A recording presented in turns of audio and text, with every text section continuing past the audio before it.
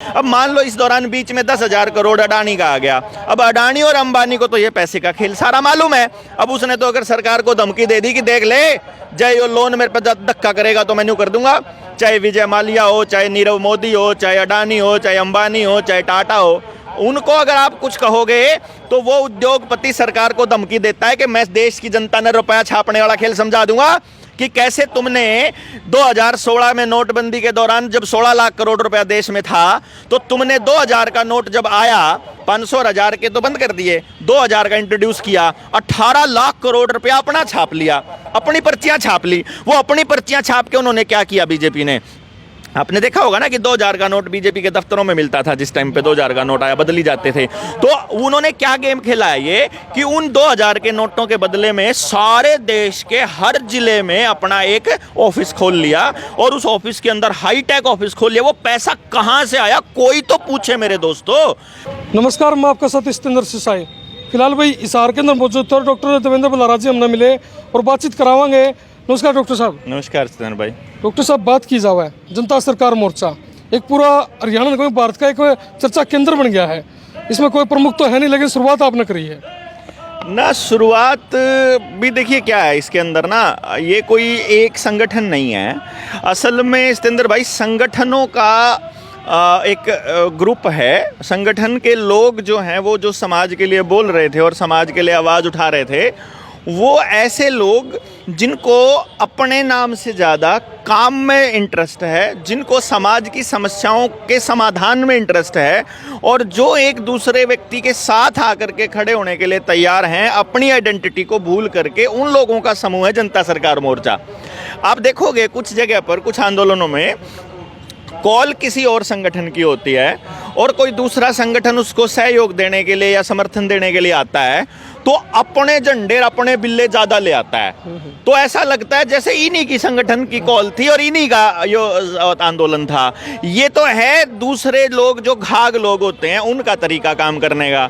जनता सरकार मोर्चा का क्या है कि जैसे आज जनता सरकार मोर्चा के 20-25 किसान साथियों का समर्थन देने के लिए साथी आए हुए हैं, तो हमने मतलब कहीं पर भी हमने झंडा और बैनर नहीं लाया। हमारा मकसद था हमने साथ देना है कि संयुक्त किसान मोर्चा की कॉल है और हम मोर्चे में आ गए। तो ये ऐसे लोगों का समूह है जिसमें हमने ये निर्णय लिया था कि किसी भी व्यक्ति के ऊपर जब भी कोई गलत मतलब अत्याचार हो सरकार का या किसी तरह से दमनकारी कोई नीति हो तो उस टाइम पे हम सारे लोग एक साथ में आवाज़ उठाएंगे और इस दिशा पे काम चल ही रहा था। इस दौरान बीच में वो कोविड वाला प्रकरण हो गया और हम लोग मतलब जैसे मैं अगर बताऊं, मेरे जो संगठन का नाम तो निडर है, NIDER, national integration for democratic education and research.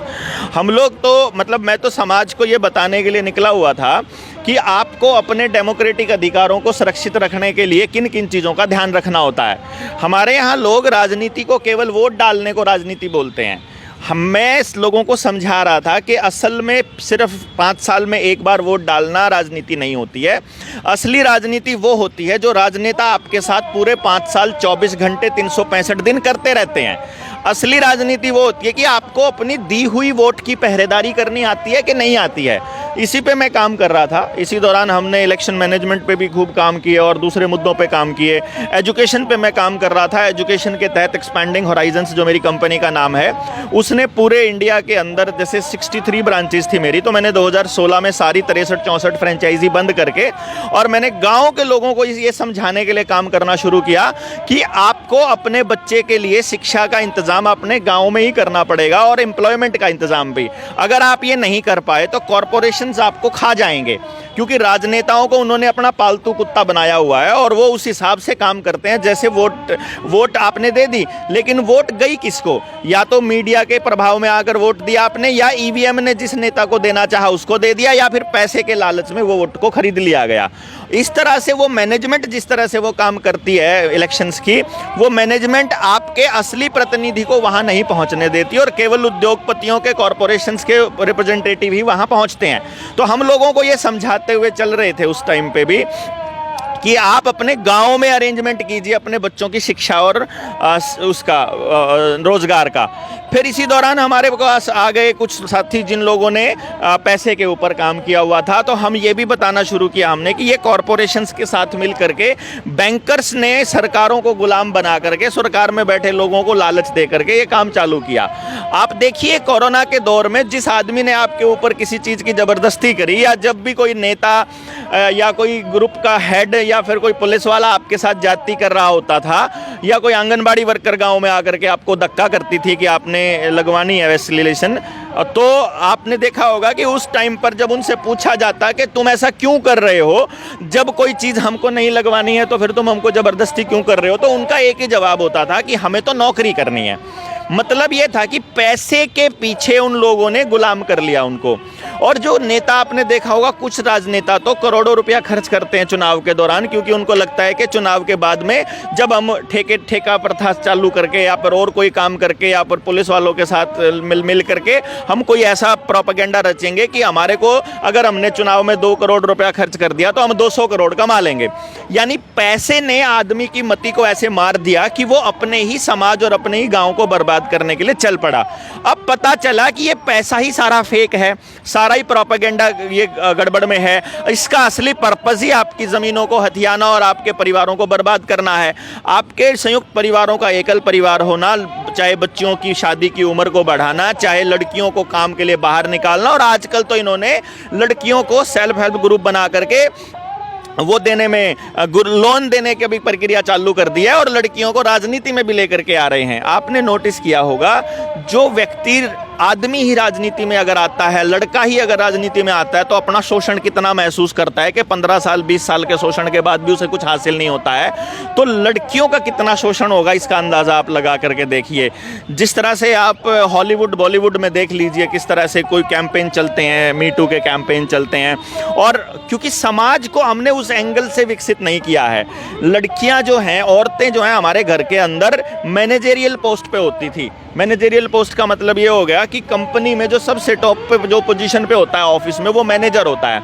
बाहर काम करने का, आंडने का काम जो है वो आदमी करता है, और जो मैनेज करने का काम है वो उसकी औरत कर रही होती थी। तो यानी कि सबसे टॉप की पोजीशन पर होती थी। अब आजकल तो टोल पे भी लड़कियों को नौकरी देने लग गए ये लोग। तो सेल्फ हेल्प ग्रुप के जरिए लोन दे करके ये हमारे घर की औरतों को भी कर्जदार बनाना चाहते हैं। जिस तरह से कर्जे की वसूली करने वाला आदमी अपने आदमियों के साथ में बदतमीजियां करता है, अगर कल को वो हमारी औरतों के साथ भी बदतमीजी करने लगे, क्योंकि लोन तो चुकता होगा नहीं। ये हम आपको पहले ही समझा चुके हैं आपकी पिछली वीडियो के अंदर कि जो टोटल लोन है, जो आज से 1 साल पहले देखोगे 256 लाख करोड़ था, वो अब 170 लाख करोड़ के करीब पहुंच गया है। और जो पेपर करेंसी है वो 34 लाख करोड़ ही है। तो उसी करेंसी के ऊपर वो लोन देते जा रहे हैं। तो जब वापस आएगा तो सिर्फ 34 लाख करोड़ आएगा। अब मान लो इस दौरान बीच में 10,000 करोड़ अडानी का आ गया। अब अडानी और अंबानी को तो ये पैसे का खेल सारा मालूम है। अब उसने तो अगर सरकार को धमकी दे दी कि देख ले, जय यो लोन मेरे पे धक्का करेगा तो मैं यूं कर दूंगा। चाहे विजय माल्या हो, चाहे नीरव मोदी हो, चाहे अडानी हो, चाहे अंबानी हो, चाहे टाटा हो, उनको अगर आप कुछ कहोगे तो वो उद्योगपति सरकार को धमकी देता है कि मैं देश की जनता ने रुपया छापने वाला खेल समझा दूंगा कि कैसे तुमने 2016 में नोटबंदी के दौरान जब 16 लाख करोड़ रुपया देश में था, तो तुमने 2000 का नोट जब आया 500 और 1000 के तो बंद कर दिए, 2000 का इंट्रोड्यूस किया, 18 लाख करोड़ रुपया अपना छाप लिया, अपनी पर्चियां छाप ली। वो अपनी पर्चियां छाप के उन्होंने क्या किया, बीजेपी ने, आपने देखा होगा ना कि 2000 का नोट बीजेपी के दफ्तरों में मिलता था। जिस टाइम पे 2000 का नोट आया, बदली जाते थे। तो उन्होंने क्या गेम खेला है ये कि उन 2000 के नोटों के बदले में सारे देश के हर जिले में अपना एक ऑफिस खोल लिया, और उस ऑफिस के अंदर हाईटेक ऑफिस खोल लिया। वो पैसा कहां से आया कोई तो पूछे मेरे दोस्तों। उन्होंने पहले इलेक्टोरल बॉन्ड के जरिए जो पैसा मिलेगा उस पैसे का क्या हिसाब किताब होगा, उस ऑफिस को बनाने के लिए पैसा कहां से आया है, कहीं तो ट्रांजैक्शन हो रही होगी। पता करोगे, सारा कैश में हुआ है वो सब कुछ। तो वो पैसा जो 18 लाख करोड़ रुपया छाप के मार्केट में पहले तो दे दिया, उसके बाद वो 2000 के नोट गायब कर दिए मार्केट में से। अब वो गायब हो गए हैं। मतलब देश के उद्योगपति जब टाइम सरकार को डंडा करेंगे ना कि थारा जो छापन वाला खेल समझा देंगे हम, उसी टाइम उनके माफ हो जाते हैं। कदे तो 10,000 करोड़ माफ हो गए, अभी उसके 50,000 करोड़ रुपया अभी उसका माफ हुआ है ना, यो सुभाष चंद्रा का।